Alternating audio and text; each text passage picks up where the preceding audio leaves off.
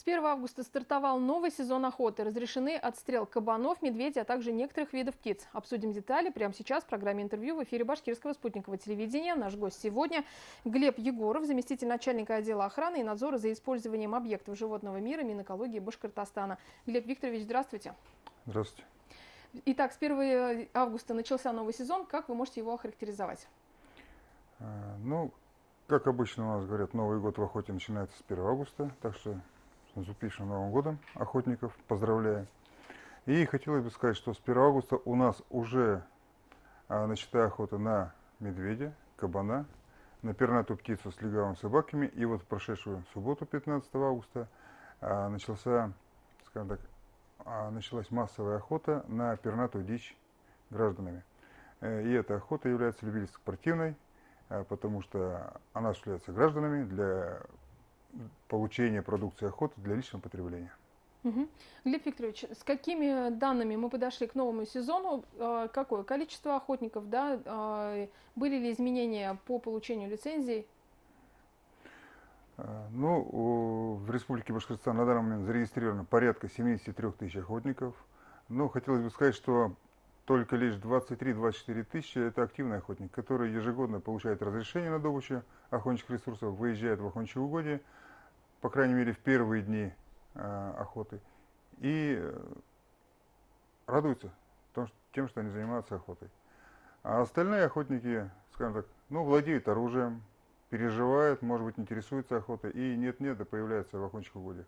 Но это не основная масса. Браконьеры, какова ситуация здесь и что вы видите в динамике из года в год? Хотелось бы отметить положительную динамику в части того, что количество нарушений на данный момент фиксируется меньше, чем в прошлые годы. Это связано с тем, что в 2018 году увеличились таксы, которые применяются при расчете ущерба. Они увеличились в 2 раза. И, например, если такса незаконно добывшего лося была 40 тысяч, сейчас она 80.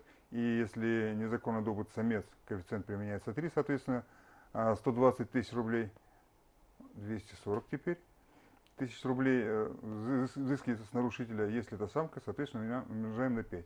И это очень большие суммы, которые существенно ударяют по кошельку нарушителей. И снижается количество лиц, которые совершают административное правонарушение. Это отмечается также тем, что охотники понимают, что если совершат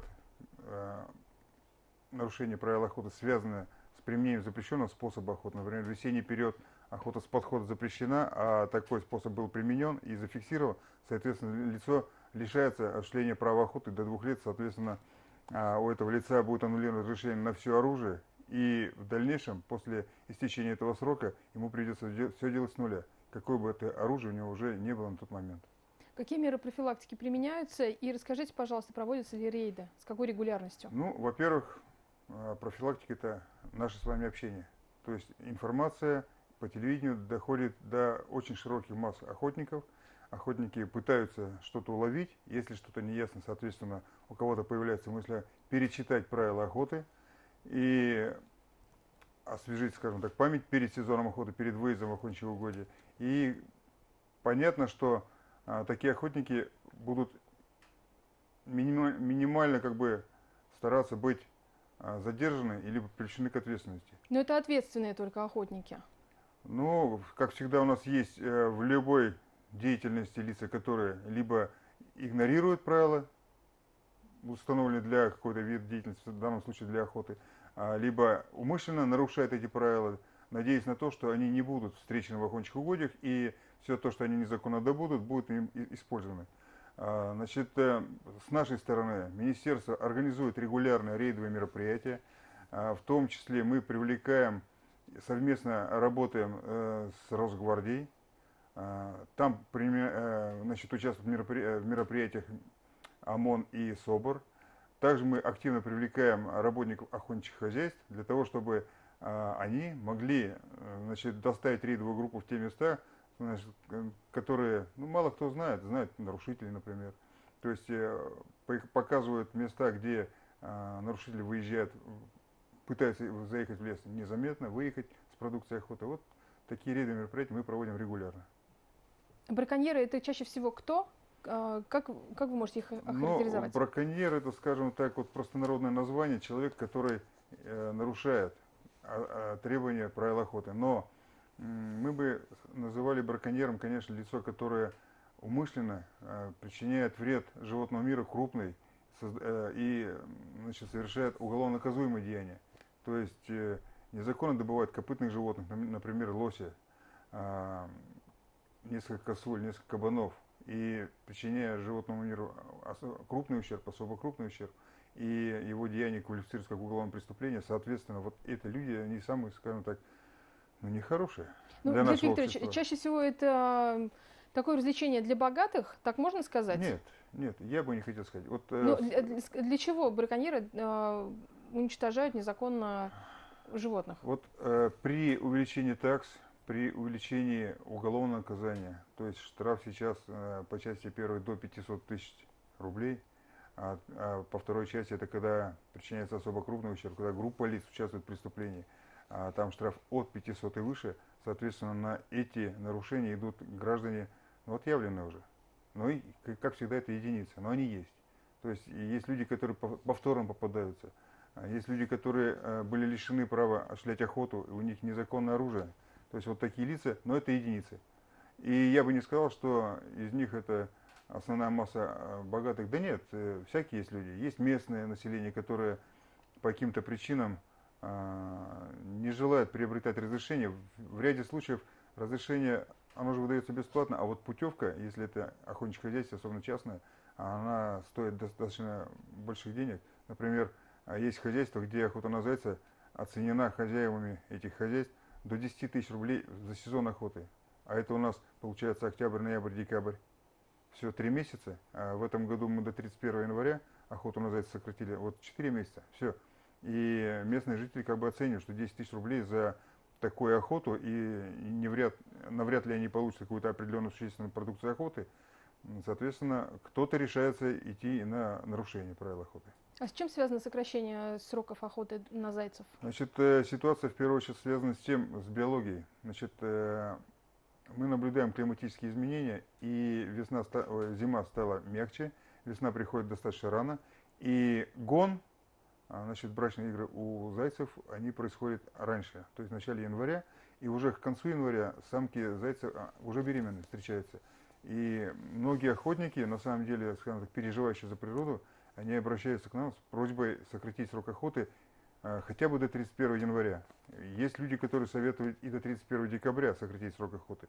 Значит, в этом году мы сделали широкое обсуждение в соцсетях, потом опрашивали все охотпользователей, значит, направляли свои предложения в Институт научно-исследовательский и получили вот такие предложения. Сократить срок охоты на зайца с 1 октября по 31 января. И было предложение разделить республику на южную и северную территории. Сейчас мы об этом поподробнее поговорим, Глеб Для Викторович. осуществления весенней охоты. Да, давайте уточним. Вот на кабана, на медведей, на некоторых видов птиц охота разрешена с 1 августа по 29 февраля, на зайцев, как вы сказали, с 1 октября по 31 января. Вот распоряжение уже вступает с 1 сентября Да. в силу, подписанное главой Башкортостана Радим Хабировым. Что нужно сделать охотников, или это ничего не меняет? Такие сроки? Нет, ну для охотников только необходимо иметь в виду, что охота начнется чуть попозже, и раньше не выходить на охоту. Мы это дело как бы проконтролируем обязательно. Вот. Для охотников, которые охотятся не только на зайца, но и на лису, ничего не меняется. То есть охота начнется для них с 15 сентября. И на волка тоже, и на лисицу, и на собаку. Все начнется с 15 сентября. То есть они, как обычно, выйдут на охоту и будут охотиться. Единственное, что в случае встречи с зайцем придется его не стрелять. Немножко потерпеть и как бы дать возможность зайцу еще немножко крепнуть, нагулять ежика 2 недели, и потом охотиться уже нормально. И давайте к новой практике, которая вводится в Башкортостане, поделение на зоны южную и северную. Для чего это нужно? И с какого времени начнет действовать это правило? Значит, поскольку распоряжение вступает в силу с 1 сентября, то уже следующая весна у нас будет проходить по новым правилам.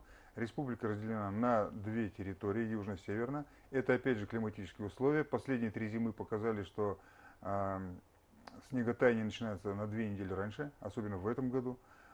Птица с югов прилетает раньше, И для того, чтобы не навредить вперед, опять же, вот брачных игр у птицы и не помешать изготовлению, значит, созданию гнезд, кладки яиц, переносим, значит, северную зону охоты на третью субботу апреля, а южная, соответственно, будет со второй субботы апреля. Да, до 2016 года у нас был такой режим, и охота начиналась с третьей субботы апреля.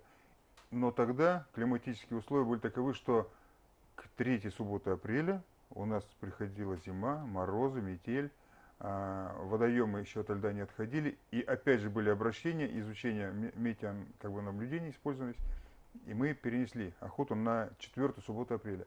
Но вот последние 3 года они показали, что опять климат немножко меняется. Посмотрим, что будет в следующем году. Ну, это динамика такая. Глеб Викторович, можете ли вы подвести итоги, главные изменения за последние 3-5 лет для охотников и в какую сторону будет меняться законодательство, возможно? Что обсуждают чаще всего эксперты? Хотелось бы отметить, что в следующем году многие нормативные акты будут меняться, будут сниматься излишние административные барьеры, излишние требования. На данный момент находится на регистрации Министерства юстиции Российской Федерации новый проект правил охоты. Министерство природных ресурсов Российской Федерации его обсуждали в течение 2 лет. К нам в республику приходило 3 проекта, и каждый друг от друга отличался. Посмотрим, что будет зафиксировано в этом году и с чем мы придем в Новый год, потому что новые правила охоты вступят с 1 января, и тогда мы уже должны будем менять наши республиканские нормативные акты под новые правила охоты. Но это уже будет Новый год, новые дела и, вероятно, новая тема для наших встреч. Смягчение законодательства в каком плане предусматривается? Нет, просто изменятся некоторые, возможно, требования будут сняты. Возможно, некоторые требования будут сняты. Что-то поменяется, скажем так, взгляды, например, на способы охоты. Раньше, может, что-то было общеприемлемо, а сейчас это кажется жестоко, например. Либо наоборот. То есть вот такие нюансы. Посмотрим, что выйдет. Ну, это изменения, которые еще предстоит нам обсуждать, Совершенно ну а те, верно. которые уже произошли вот за последние 3-5 лет, что бы вы могли отметить? Я отмечаю, что у нас количество нарушений снижается, охотники становятся добропорядочными, и при наших рейдовых мероприятиях мы видим, что в основном у охотников на руках все документы, которые требуются правилами охоты. Спасибо большое, Глеб Викторович. Я напомню, что это была программа интервью. В прямом эфире Башкирского спутникового телевидения мы обсуждали новый сезон охоты, который вступил в силу с 1 августа этого года. Оставайтесь на БСТ.